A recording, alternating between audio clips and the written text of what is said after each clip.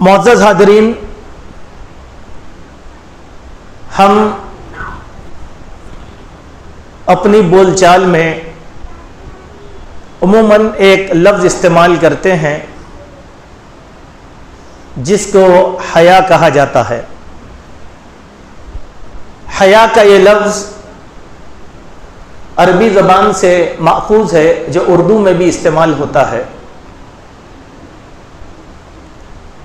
عربی میں حیا کی ضد لا حیا آتی ہے، لیکن اردو میں حیا کی ضد بے حیا آتی ہے۔ تقریباً دونوں کا معنی اور مفہوم ایک ہی بیان کیا گیا ہے۔ جیسے ہی ہم ان الفاظ کا استعمال کرتے ہیں تو اس کا ایک مخصوص معنی ہمارے ذہن میں آتا ہے، چاہے حیا کا لفظ کہیں یا بے حیائی کا لفظ کہیں۔ حیا تو معلوم ہے، لیکن بے حیائی کا دروازہ اتنا وسیع ہے، نہ جانے یہ بے حیائی کب ہمارے گھروں میں اور ہماری معاشرت میں داخل ہوتی ہے، اس کا ہمیں اندازہ بھی نہیں ہے۔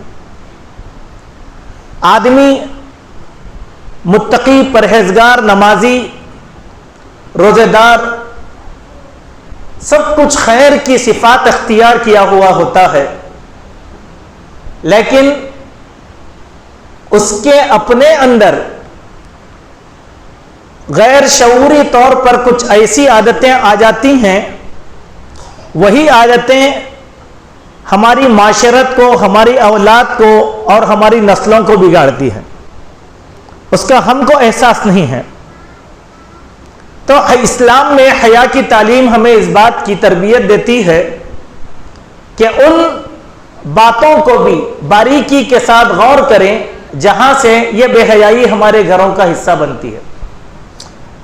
ایسا نہیں ہے کہ ٹیلی ویژن، میڈیا یا موبائل فون وغیرہ ہی بے حیائی پھیلاتی ہیں، بعض وقت ہماری عادات اور اطوار سے بھی یہ چیز پیدا ہو جاتی ہے۔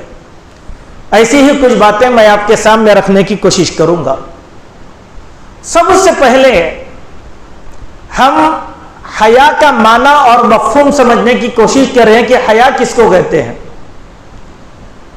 حیا کا معنی یہ بتایا گیا کہ جو خصلت اور جو عادت انسان کو بھلائی پر آمادہ کرے اور برائی سے روکے، اس کو حیا کہتے ہیں۔ اور انسان برائی کی نسبت اپنے نام کے ساتھ جڑنے سے ڈرتا ہے، اس کو حیا کہتے ہیں۔ کہیں لوگ مجھے سودخور نہ کہیں، کہیں لوگ مجھے جھوٹا نہ کہیں، کہیں لوگ مجھے خائن نہ کہیں، یہ جو بری صفات ہے اس سے اپنے شخصیت کو بچا کر رکھنا، یہ حیا کا مفہوم ہے۔ اب بے حیائی اس کی مکمل ضد ہے۔ حیا کا جو مقام ہے اسلام میں بہت زیادہ اونچا ہے۔ اگر ہر مسلمان اسلام میں بتائے گئے حیا کے اس مفہوم کو سمجھ جائے تو ہماری معاشرے کی ساری برائیاں ختم ہو جائیں گی۔ ہم لوگ عمومی طور پر اپنی ذات پر نظر نہیں رکھتے، لیکن معاشرے کی برائیوں پر ہم نظر رکھتے ہیں۔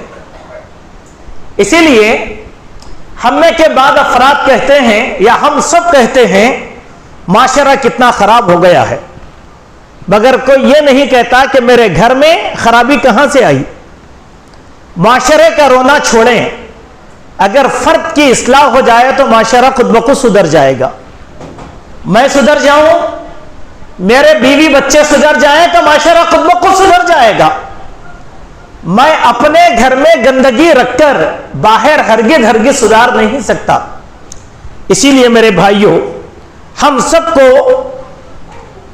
حیا کی بنیادوں کو سمجھنے کی کوشش کرنا ہے کہ بے حیائی سے کیوں بچا جائے۔ اللہ کے پیارے نبی صلی اللہ علیہ وسلم کی ایک حدیث حضرت معاذ ابن جبل رضی اللہ عنہ بیان فرماتے ہیں، لِكُلِّ دِينٍ خُلُقٌ وَخُلُقُ الْإِسْلَامِ الْحَيَاءُ مَنْ لَا حَيَاءَ لَهُ لَا دِينَ لَهُ۔ ہر دین کے اندر، ہر مذہب میں، ہر طریقے میں اخلاق کا ایک مقام ہے، اور اسلام کی حیا اخلاق میں ہے، اور جس کے پاس حیا نہیں ہے اس کے پاس دین بھی نہیں ہے۔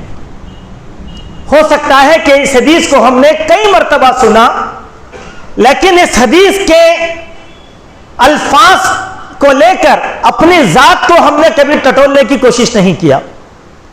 میں نمازی ہوں، روزے دار ہوں، صدقہ خیرات بھی بہت کرتا ہوں، اچھی پوشاک بھی پہنتا ہوں، نماز کی پہلی صف میں کھڑا بھی ہوتا ہوں، لیکن کبھی میں اپنے اخلاق کے معیار کو ٹٹولنے کی کوشش کیا؟ بہت سی بری عادتیں میرے پاس ہیں۔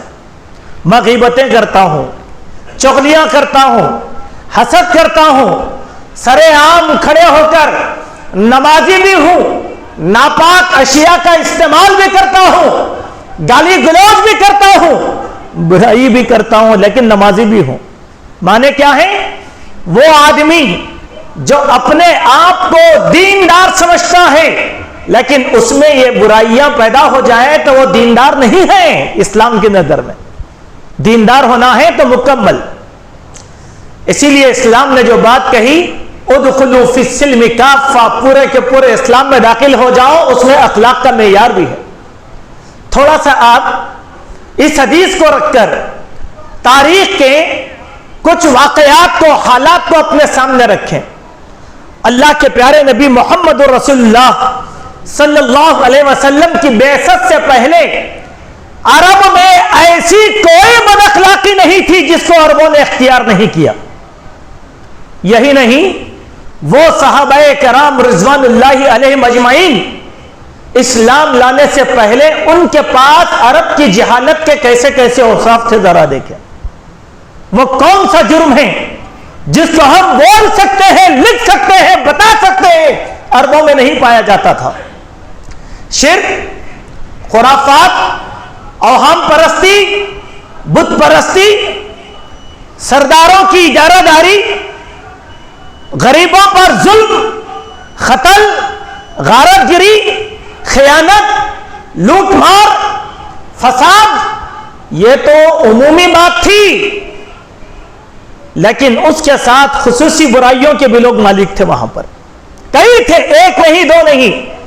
اگر آپ جاہلی معاشرے کی سیرت کو پڑھیں ایسی برائیاں آپ کو معلوم ہوں گی، لیکن جب اللہ کے پیارے نبی محمد رسول اللہ صلی اللہ علیہ وسلم مبعوث کیے گئے، آپ نے 23 سال کی مدت میں عرب کے ان جاہلوں کو اسلام کا جب پیغام سنایا اور ان کو اسلام کی بات سمجھ میں آئی تو ان کا شمار رضی اللہ عنہم ورضون کے اندر ہوا۔ کیسا اللہ کے نبی نے ان کی تربیت دی تھی، ذرا دیکھیں۔ مثال کے طور پر سیرت کا ایک واقعہ مجھے یاد آیا، اس واقعے کو میں آپ کے سامنے رکھتا ہوں۔ بہت طویل حدیث ہے، بڑا طویل واقعہ، اس کا چھوٹا سا پیراگراف۔ جب مسلمان ہجرت کر کے ملک حبشہ گئے، دوسری ہجرت حبشہ، حضرت جعفر رضی اللہ عنہ کی قیادت میں 87 مسلمان ہجرت کر گئے۔ مکہ والوں کو جب اس ہجرت کی خبر ہوئی، اپنے 2 ایلچیوں کو حبشہ کے بادشاہ کے پاس بھیجے۔ وہ آئے اور آ کر بادشاہ سے مسلمانوں کی برائی بیان کی۔ کیا کہا؟ اے بادشاہ، ہمارے ملک کے چند بد اخلاق، بد کردار، دہشت گرد، فسادی لوگوں کا ایک گروہ تمہارے ملک میں آباد ہو گیا ہے۔ ہم یہ نہیں چاہتے کہ تمہارے ملک کا امن و امان درہم برہم ہو جائے۔ ہم ان کو لینے کے لیے آئے ہیں، ان کو ہمارے ساتھ واپس بھیجو۔ بادشاہ بڑا حیران ہوا۔ حضرت جعفر رضی اللہ عنہ جو مسلمانوں کے امیر تھے، ان کو بلایا اور پوچھا یہ کیا معاملہ ہے کہ عرب کے لوگ تمہارے دشمن کیوں ہو گئے؟ اب حضرت جعفر نے بادشاہ کو کچھ چیزیں سمجھائی۔ بادشاہ، ہم ایک جاہل قوم تھے، قتل، غارت گری، لوٹ مار، فساد، زنا، شراب خوری، لڑکیوں کو زندہ درگور کرنا، قافلوں کو لوٹ لینا، قتل و غارت گری، ہم اس کے دل دادہ تھے. یہ ساری چیزیں ہمارے اندر پائی جاتی تھی.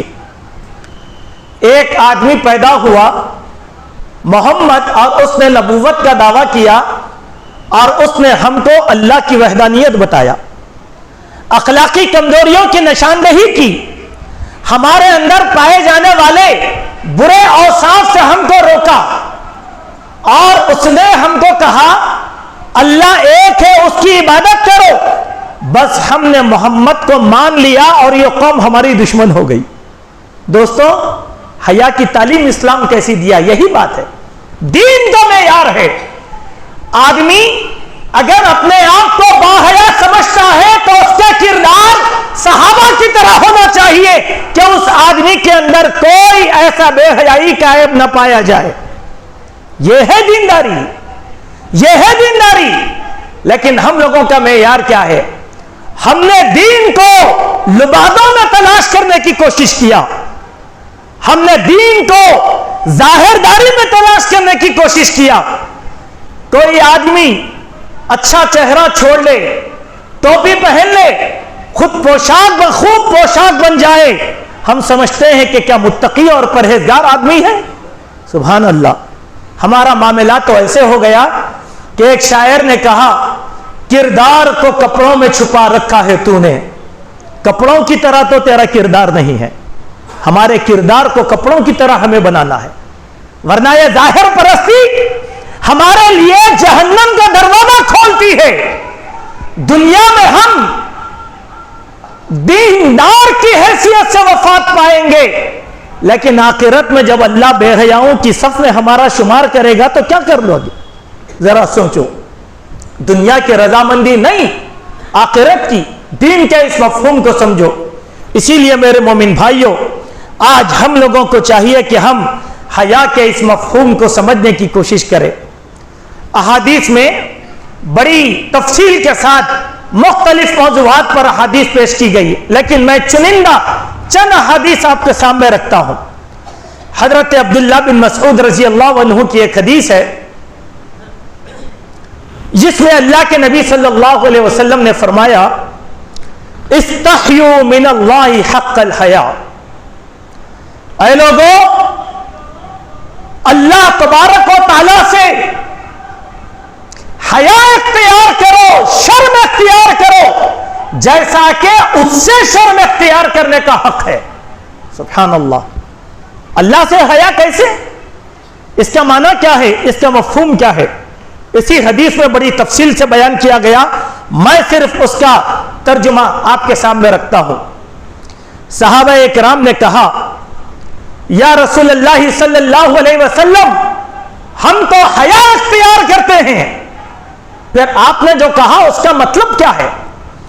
آپ صلی اللہ علیہ وسلم نے فرمایا مطلب یہ نہیں، بلکہ جو شخص اس طرح حیا کرتا ہے جیسے اللہ سے حیا کرنے کا حق ہے، تو پھر اپنے سر اور اپنے دماغ میں آنے والے خیالات کا جائزہ لے کر دیکھے کہ اس کی سوچ کیا ہے. یہ بھی حیا ہے، سوچ. مثال کے طور پر میں یہ سوچ رہا ہوں بینک کا فائنانس لے لیں، میں سوچ رہا ہوں کون دیکھنے والا ہے، تھوڑا سا نشہ استعمال کر لو. میرا ذہن یہ کام کر رہا ہے کہ میں کسی کا مال غبن کر لوں. یہ دماغ کی بے حیائی ہے، یہ بھی کسی مومن کے اندر نہیں آنا چاہیے. یہ اللہ سے حیا کرنا ہے، یہ اللہ تعالیٰ سے حیا کرنا ہے. دوسری بات اللہ کے نبی نے کہا تمہارے منہ سے جو نوالا تمہارے پیٹ میں اترتا ہے اس نوالے کا بھی جائزہ لے کر دیکھو کہ کون سا مال تمہاری حلق سے اتر رہا ہے. حرام کا، خیانت کا، سود کا، لوٹ گھسوٹ کا، کون سا مال ہے؟ ہماری تو عادت ہے ہر چھ آمد در گھسیٹ، عام ہو یا کویٹ، آئے بس آئے. کہا پیٹ میں جانے والی غذا بھی حلال کی ہونا یہ حیا ہے. اگر آدمی کسی کا مال ڈبا کر کھاتا ہے تو یہ بے حیائی ہے. اس کو بے حیائی کہا گیا. پھر اللہ کے نبی نے کہا اللہ سے حیا کرنے کا مفہوم یہ ہے آخرت کی فکر کرو, قبر میں دفن ہونے کے بعد تمہاری بوسیدہ ہڈیوں کا جائزہ لو. جو آدمی قبر کے حالات کا جائزہ نہیں لیتا وہ آدمی بڑا بے حیا ہے. اللہ سے حیا کرنے والا وہ آدمی نہیں ہے. اور در حقیقت حیا کا یہی معنی اور یہی مفہوم ہے جو اللہ تبارک و تعالیٰ سے اختیار کرنا چاہیے. اب دوستو ہم اپنا اپنا جائزہ لے کر دیکھیں کیا کیا ہم لوگ کرتے ہیں. بڑے دیانتدار اور امانت دار ضرور ہیں, لیکن باپ کی وراثت میں بہنوں کا حصہ غصب کر لیے, چھوٹے بھائیوں کا حق ہم نے مار دیا, امانتوں میں ہم نے خیانت کر دیا, اور پھر علامۃ الدہر بن کر ہم بڑے متقی بنے. یہ اللہ سے حیا کے خلاف ہے, بے حیائی ہے, کھلی بے حیائی. ہم نے بے حیائی کا معنی کیا سمجھا؟ بازار میں ننگا پھرنا. یہ نہیں, وہ تو ہے, لیکن ہمارے اندر پیدا ہونے والی حیا کیا ہے؟ آئے حضرت ابو بکر صدیق رضی اللہ عنہ کی ایک حدیث میں آپ کو سناتا ہوں. حضرت ابو بکر صدیق رضی اللہ عنہ بیان فرماتے ہیں کہ آپ نے فرمایا استحیوا من اللہ فواللہ ما قرشت لحاجت منذ تعبت رسول اللہ صلی اللہ علیہ وسلم الا مقبئا رأسی حیاء ربی. حضرت ابو بکر صدیق رضی اللہ عنہ منبر پر کھڑے ہو کر خطبہ دے رہے ہیں. خطبہ دیتے ہوئے لوگوں کو فرمایا اے لوگوں, اللہ سے جیسے حیا کرنا ہے اس حیا کو اختیار کرو. پھر کیا کہا؟ اللہ کی ذات کی قسم, جب جب مجھے اپنی قضائے حاجت پوری کرنا تھا اس حاجت کی تکمیل میں نے اللہ کے نبی کو نمونہ بنایا, اللہ کے نبی کو نمونہ بنایا. اور کبھی بھی میں نے اپنا سر اٹھا کر زندگی نہیں گزارا, اپنا سر جھکا کر زندگی گزارا, کیونکہ حیا کی وجہ سے. غرور تکبر کے معنی کیا ہے دوستو؟ اس میں ایک باریک بات بیان کی گئی ہے, وہ یہ ہے کہ جہاں استنجا کی ضرورت ملی میں نے استنجا نہیں کر دیا, روڈ پہ کھڑا استنجا کر دیا, بے حیائی کا مظاہرہ کیا نہیں. اللہ کے نبی نے جیسے کیا ویسے میں نے کیا. اللہ کے نبی جو عادات سے متصف تھے ان عادات کو میں نے اختیار کیا. لہذا میرے بھائیوں, ہم اللہ سے حیا کرنے کے اس مفہوم کو سمجھیں. ابھی آگے باتیں احادیث آئیں گی, میں سرسری ان احادیث کو آپ کے سامنے رکھتا ہوں. حیا کا ایک مفہوم حدیث میں بیان کیا گیا ہے. اللہ کے نبی سے زیادہ باحیا روئے زمین پر کوئی انسان پیدا نہیں ہوا. کان النبی صلی اللہ علیہ وسلم اشد حیاء من العذراء فی حجرها فاذا راى شيئا يكرهه عرفناه في وجهه. اے لوگو, ہم نے اللہ کے نبی سے زیادہ باحیا ہم نے کسی کو نہیں دیکھا, اور جب بھی کوئی ناگوار بات آپ کو گزرتی آپ کے چہرے پر اثرات کو دیکھ کر ہم سمجھ جاتے کہ آپ خفگی کا اظہار کر رہے ہیں. صحابہ دیکھ کر سمجھ جاتے تھے. صحابہ دیکھ کر اپنی عادتوں کی اصلاح کر اللہ کے نبی سے زیادہ باحیا کوئی نہیں. اس کے بارے میں ایک واقعہ حضرت عبداللہ بن حارث بیان فرماتے ہیں. یہ واقعہ مسند احمد ابن حنبل میں نقل کیا گیا کہ ایک مرتبہ کی بات ہے, راوی حدیث کہتے ہیں کہ ایک مرتبہ کی بات ہے, میں اور میرے ایک ساتھی قریش کے بعد نوجوانوں کے پاس سے گزرے تو نوجوانوں کیا کیا, اپنے تہبند اتار کر مادر ذات برہنہ ان تہبندوں کو لپیٹ کر اس کا گولا بنا کر چیخ کر چلاتے ہوئے ایک دوسرے کو مار رہے ہیں. مادر ذات برہنہ پورے ننگے. آج مغرب کی دنیا کہتی ہے यूरोप और अमेरिका का यह दावा है कि वो कायनात की बाअखलाक कौम है, लेकिन अभी आपने देखा पिछले दिनों ऑस्ट्रेलिया में अपने हुकूक को मनवाने के लिए हामिला औरतें मादरजात नंगी सड़कों पर निकल आ गई। यह बाहया कौम की निशानी हुई। यह देखिए, यह कौन सी हया है? यह कौन सी हया है? आप नंगे हो जाना लोगों के सामने, अपने सतर के मुकामात को दिखाना वादे तौर पर, क्या यह बाअखलाक कौम की निशानी है? नहीं। अब देखिए हुआ क्या, वो लोग बरहना होकर खेल रहे हैं, अपने कपड़े का गोला बनाकर खेल रहे हैं। अल्लाह के नबी ये शोर और शगफ सुने, अपने घर से बाहर निकले। उन लोगों की नजर जैसे ही अल्लाह के नबी पर पड़ी, अपने अपने घरों को भाग गए। अल्लाह के नबी गुस्से के आलम में जब अपने घर में दाखिल हुए तो हजरत उम्मे ऐमन ने कहा, सुभान अल्लाह ला मिन अल्लाह इस्तही वला मिन रसूलिही। अल्लाह के नबी ने कहा, अल्लाह की जात हर ऐब से पाक है। ये कैसे लोग हैं, न इनको अल्लाह से हया है ना रसूलुल्लाह से हया है। बड़ी बेहया कौम है, ना अल्लाह से हया है ना रसूलुल्लाह से। यह सुनकर उन्होंने कहा, उम्मे ऐमन ने, या रसूल अल्लाह, इन नौजवानों ने गलती कर दी, इनके हक में आप इस्तिग़फ़ार तलब कीजिए, इनके हक में इस्तिग़फ़ार तलब कीजिए। अल्लाह के नबी सल्लल्लाहु अलैहि वसल्लम ने कहा, इस कौम के बारे में मैं इस्तिग़फ़ार करूं जिन्होंने अल्लाह ताला के सामने बेहयाई की है, रसूलुल्लाह की हया का ख्याल नहीं किया। दोस्तों, अगर इस एक हदीस को हम समझ जाएं तो हम जिंदगी की बहुत सी बातें समझ सकते हैं। आज कितनी बेहयाइयां हमारे पास है, जरा देखें।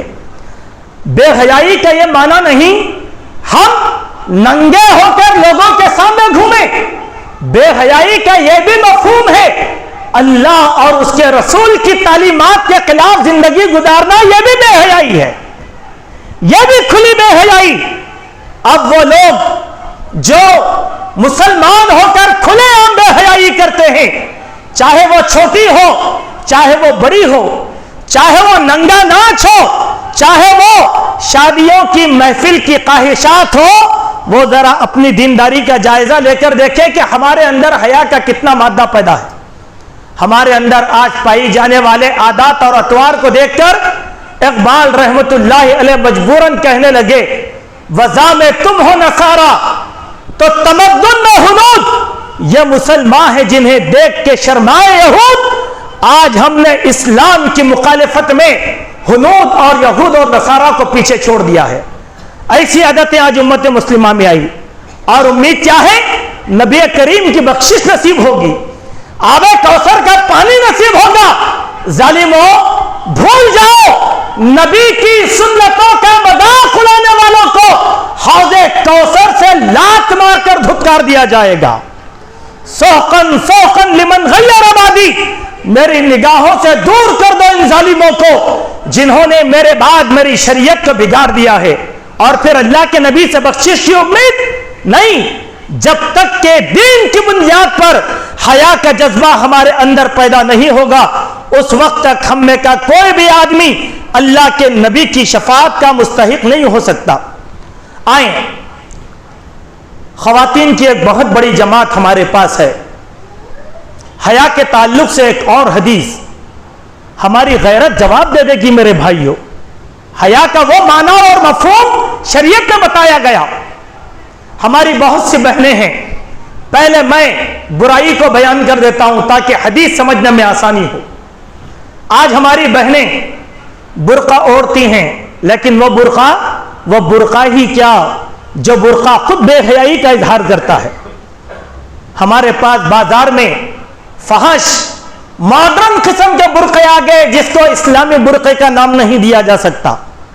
बुर्के का नाम औरत की जाहिरी और बातिनी खूबसूरती को छुपाना था, लेकिन हमारे बुर्के ने आज बदसूरती को भी खूबसूरती बनाकर लोगों के सामने पेश कर दिया है।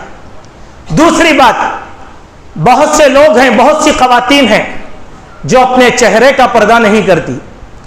بہت سی خواتین ہیں جو غیر ساتر لباس پہن کر مجلسوں کے اندر آتی ہیں، نہ سر پہ دوپٹہ ہوتا ہے، نہ پلو ہوتا ہے، نہ اوڑھنی ہوتی ہے، بلکہ حدیث کے مطابق ایک زمانہ ایسے آئے گا کہ لباس پہن کر بھی عورتیں ننگی نظر آئیں گی۔ نبی نے کہا تھا ہماری عورتیں ساڑی پہننے کی عادی ہے، بالکل ہمارا تہذیبی لباس ہے، ساڑی پہنی جا سکتی ہے، لیکن ساڑی پر جو بلاؤز پہنا جاتا ہے جس سے جسم کے اعضاء نظر آتے ہیں، یہ بے حیائی کا لباس ہے، یہ بے حیائی ہے۔ آج ہم لوگوں نے اختیار کر لیا چمک دھمک کے کپڑے اور پتلے ٹشو کے کپڑے فیشن کے نام پر۔ آئیے میں آپ کو ایک حدیث سناتا ہوں، اگر غیرت ہو تو اس حدیث کو ہماری ماں اور بہنیں اپنی زندگی کا حصہ بنائے۔ ام المؤمنین حضرت عائشہ رضی اللہ عنہا بیان فرماتی ہے، اس حدیث کی عربی عبارت کو پڑھوں گا تاکہ بات کہنے میں تھوڑا سا مزہ ہے۔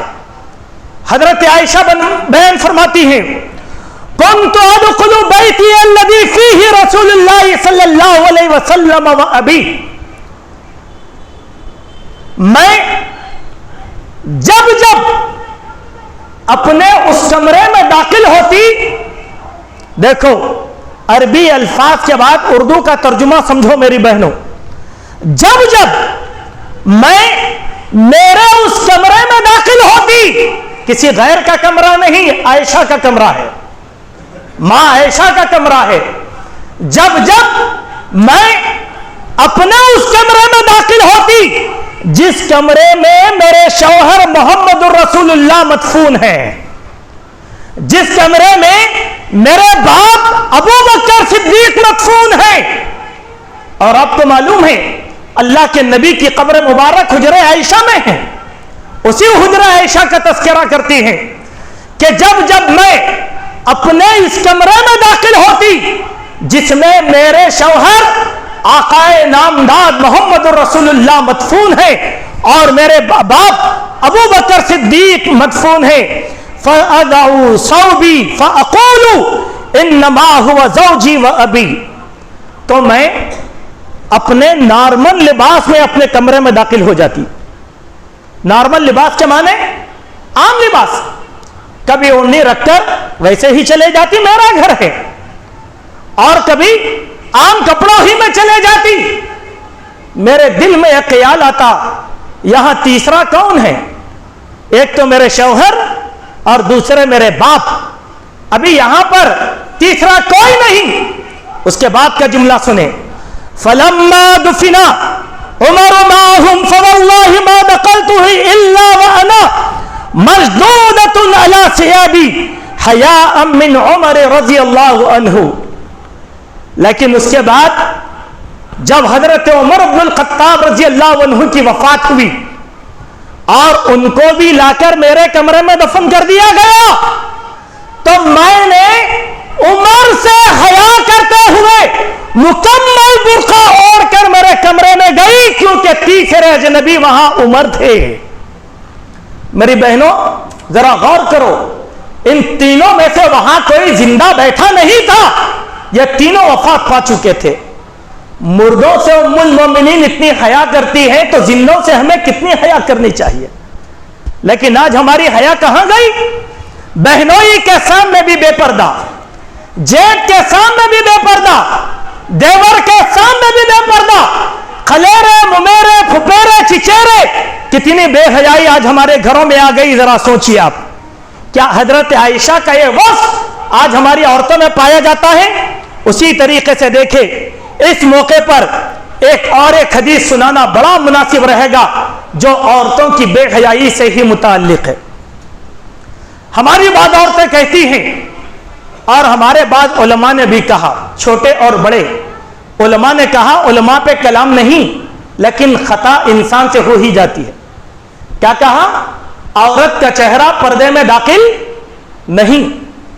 بڑے علمی دلائل دیے گئے، بڑے علمی دلائل۔ اللہ کے بندو، عورت کا چہرہ پردے میں داخل ہے، پردے میں داخل ہے، مضبوط دلائل۔ میرا قیاس، میری سوچ، میری فکر صحیح تعلیمات کے اوپر حاوی نہیں ہو سکتی. میری فکر کو جوتے کی نوک پر رکھا جا سکتا ہے، لیکن اللہ کے نبی کا عمل اور صحابہ کے عمل کو نظر انداز نہیں کیا جا سکتا. یہ کھلا نفاق. میری بہنوں، جو عورتیں چہرے کے کھلا رکھنے کی عادی ہیں، ان کو اس حدیث سے عبرت اور نصیحت حاصل کرنا چاہیے. ایک ایسی ماں کا قصہ جس کا بیٹا وفات پا چکا، شہید ہو گیا، جن کا نام حضرت ام قلاب تھا. ان کا بیٹا شہید ہو گیا.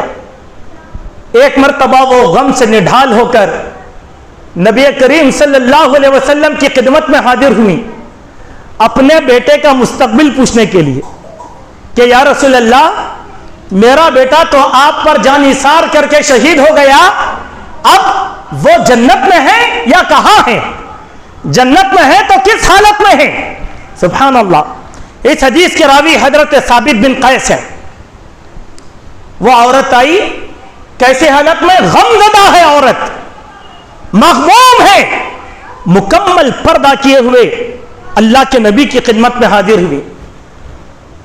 جب وہ اللہ کے نبی سے سوال کی تو قیس، حضرت ثابت بن قیس کہتے ہیں، ہم نے اس عورت سے کہا، اے ماں، تم اتنے غم میں ڈوبی ہوئی ہو اور اتنا سخت پردہ کر کے آئی ہو.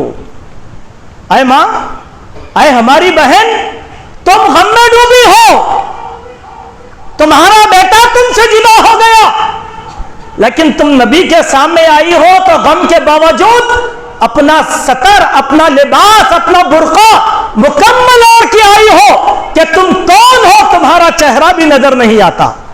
اللہ اکبر. تمہارا چہرہ بھی نظر نہیں آتا. ام خلاد نے کہا رضی اللہ عنہا کہ اے صحابیوں، میرا بیٹا مر چکا ہے لیکن ابھی میری غیرت مری نہیں. میرا بیٹا مر چکا ہے. میری بہنوں، صحابیہ کے اس جملے سے نصیحت حاصل کرو. کس کس کے سامنے چہرہ کھول رہی ہو؟ دیور، جیٹ اور غیر محرم. یہاں تو یہاں جب ہماری بہنیں بازاروں کو جاتی ہے، دکاندار کے سامنے بھی چہرہ کھل کر کھڑی ہو جاتی ہیں. کیوں؟ وہ آپ کا محرم ہے. اس سے بڑی بے حیائی کیا ہے؟ پھر آپ نماز بھی پڑھتی ہو، روزہ بھی رکھتی ہو. بے حیائی کے اس مفہوم کو سمجھو، حیا کے مفہوم کو سمجھو، اور اپنی پرسنل زندگیوں کا جائزہ لو کہ دینداری اختیار کرنے کے باوجود ہمارے اندر کتنی بے حیائی کی عادتیں پائی جاتی ہیں. اس ضمن میں اور بھی بہت سی احادیث ہیں، لیکن جتنی باتیں اپنے وقت میں نے کہا اس کو کہہ دیا. پھر انشاءاللہ کسی وقت میں دوسری باتیں جو باقی رہ گئی ان باتوں کو آپ کے سامنے رکھنے کی کوشش کروں گا. اللہ تبارک و تعالیٰ سے دعا ہے، اللہ تبارک و تعالیٰ ہم سب کو ایمان کا مفہوم سمجھنے کی توفیق عطا فرمائے، حیا کا مفہوم سمجھنے کی توفیق عطا فرمائے. اللہ ہمارے عقیدہ ایمان کے ساتھ ہمارے اندر حیا کا عنصر پیدا فرمائے. ہر قسم کی ظاہری و باطنی اور پوشیدہ بے حیائیوں سے اللہ تعالی ہم سب کی حفاظت فرمائے. اللہ جب تک زندہ رکھے اسلام پر زندہ رکھے، جب ہمارا خاتمہ ہو ایمان پر ہو. اقول قولی ھذا استغفر اللہ من کل ذنب واتوب الیک.